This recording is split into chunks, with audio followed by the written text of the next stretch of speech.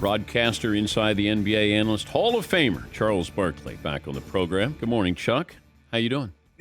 Yo, man, only you got me up this early in the damn morning. Only you. That's how much I like your ass. I love your ass. I don't never get up this early in the morning, only because of you. All right, well, what are you going to do the rest of the day? Well, I'm going to sleep in until I wake up. Then I'm going to go play golf all day. I got the day off. Well, now that you have a golf swing here, you're looking good. I'm getting better, brother. I'm getting better. I worked hard. Shout out to my coach, Stan Utley. I worked hard. And I want some more of you, Dan, but, I want you.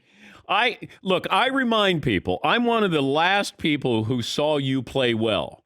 And that was in Dayton, Ohio, when you shot a 79. And you played well, and you should have retired there or stopped taking lessons. Hey, you know what? I'm just glad to be out playing, having fun again, smoking me a couple of cigars, drinking a little bit. Hey, there's only two things old people can do: golf and fish, and I love both of them. All right, I got a question for you. I'll give you 2 PGA championships or 1 Masters. What would you rather have? Well, I think it'd probably be the Masters, because, it's just, unless you're from overseas where they think the Open Championship is the greatest thing ever, I think winning the Masters with the tradition and history, I think that would be it. How about 3 PGA championships or 1 Masters? Well, I think three kind of takes it to a whole nother level. So I'd go with 3 of those. But listen, winning 1 Masters, that's historical. 2 is different, but 3, I think I'd go with 3 PGAs. How about an NBA championship or the Masters? Well, I think the Masters personally. I mean, because, hey, they give out the NBA championship every year. And I know they do the Masters every year, but, nobody knows who won the championship 5 years ago in the NBA. But, to be able to host, think about that. I think that's such a great tradition. You talk about places you want to be. Can you imagine being at the Masters dinner on Tuesday night with only guys who won the Masters, and you get to pick out the menu? That would be one of the coolest things ever, Dan. Think about that. You get to pick out the menu, and there's probably, I don't even know how many living Masters champions there are. It can't be more than 30. What would your menu be? Probably fried chicken, ham hocks, neck bones, chitlins, some type of pecan pie, some collard greens. I'd go all. They ain't had no chitlins or ham hocks and neck bones there. I might even throw some pig ears and pig feet in there to give them a little soul. When you go back to Alabama, do you got a restaurant or go-to restaurant? I go to Fleming's every night when I'm in Alabama because I'm in a small town and we don't have any restaurants. So I have to drive to Birmingham. My hometown, Leeds, we don't have any restaurants. I spend every night when I'm in Alabama, I go to Fleming's. They just take good care of me there. And I take a couple of my homeboys and we have a great night. I saw that you gave back to your school. You were giving out $1,000 to employees at your high school. Well, Dan, it's been a tough year. It's been a tough year in the world. So shout out to anybody who lost somebody to COVID or lost their job. And, I love teachers. I admire them. I respect them. And I want to do something nice for the teachers in my hometown. And I thought it'd be nice to give them a little year-end bonus. Because I know it's been crazy. I couldn't imagine. It's so funny. I talked to all my friends who got kids. They found out during this COVID situation that when their kids are home, their kids are a pain in the ass. They're like, yo, man, my kids are crazy. Having them at the house all day. I'm never going to say anything bad about teachers in my life. So I want to give a shout out to all the teachers out there because everybody realized during the pandemic, my kid is crazy as hell. What were you like? If I talked to one of your grade school teachers, what would they have said about you? Oh, I didn't start going crazy until probably my second or third year in the NBA when I first got into this whole craziness.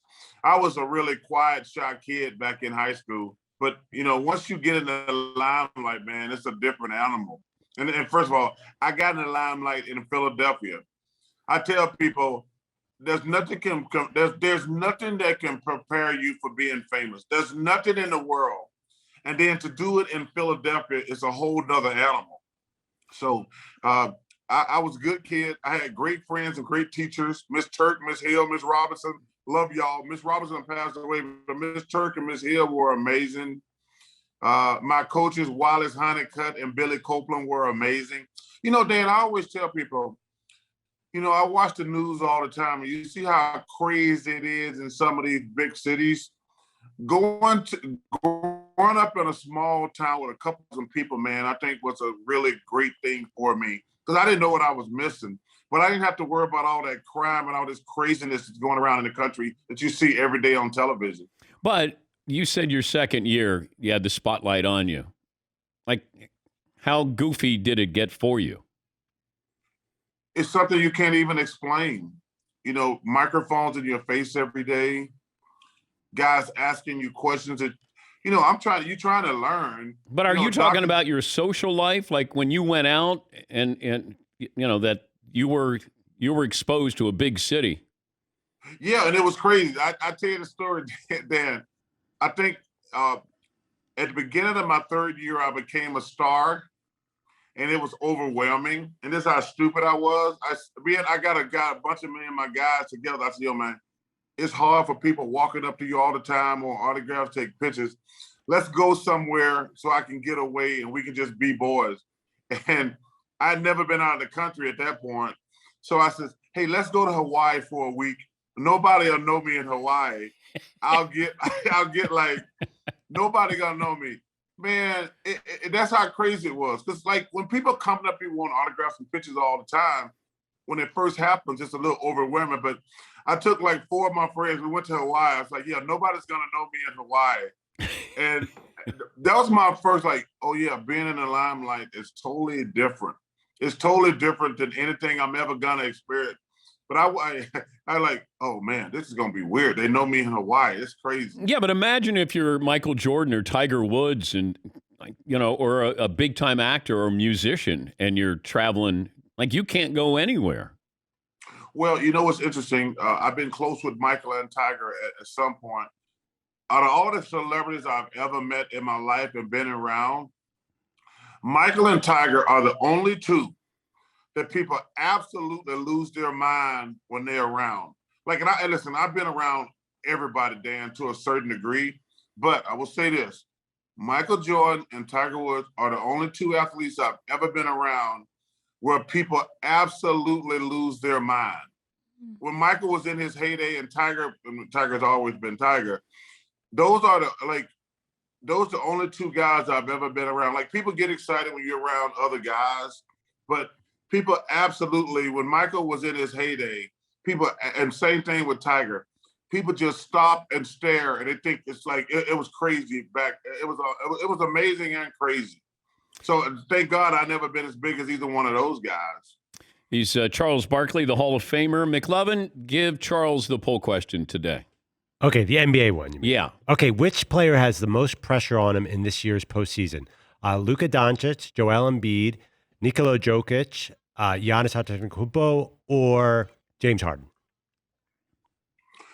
Well, it's an easy question. It's James Harden. The Nets the Nets got the most pressure of any team in the NBA. They have to win the championship, but their season's not a success. And I said you got to put in Paul George as well. That's a fair thing. But Giannis has to. Giannis, and I'm telling you something. Giannis and James Harden and Paul George, those three guys got the most pressure. I think that 2 of those guys got to get to the finals.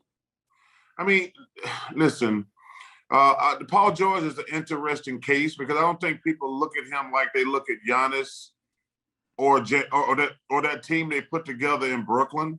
Paul does have some pressure, but like, man, the West is the craziest I've ever seen it.